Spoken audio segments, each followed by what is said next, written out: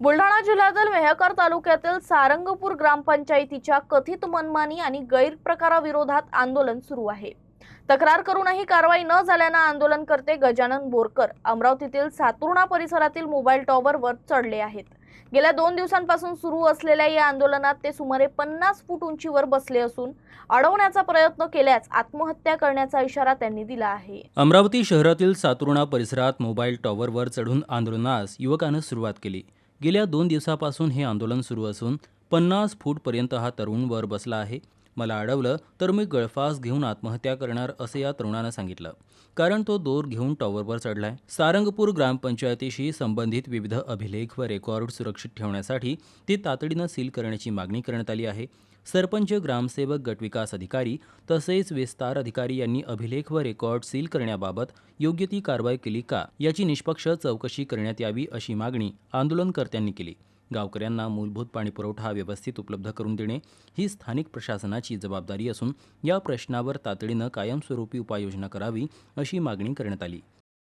माझं आंदोलन मी 10 तारखेला विभागीय आयुक्त मॅडम यांना निवेदन दिले होते किंवा 13 तारखेपर्यंत माझी दखल घेण्यात यावी, नाहीतर मी 14 तारखेला टावर आंदोलन करीन। तरी कुठलीच दखल घेतलेली नाही आहे आणि तात्काळ सरपंच, विस्ताराधिकारी, ग्रामसेवक, ऑपरेटर यांच्यावर तात्काळ निलंबनाची कारवाई करण्यात यावी आणि फौजदारी गुन्हा दाखल करण्यात यावा। कारण त्यांना मी 29 तारखेला टावर आंदोलन केलं होतं, 29/6।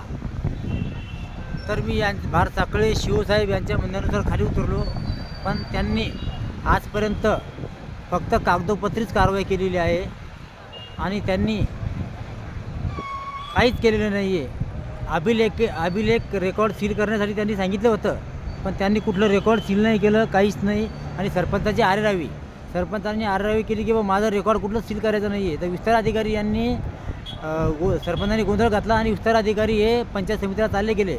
त्यानंतर पंचायत समितीला विचारलं मी, तुम्ही त्या सरपंचावर आणि ग्रामसेवकावर काय कारवाई केली? त्यांनी हो केली, पण कुठलीच काही पर्याय मार्ग शोधला नाही। तरी माझी इच्छा आहे जोपर्यंत कारवाई होत नाही तोपर्यंत मी टावरच्या खाली उतरणार नाही। जय महाराष्ट्र।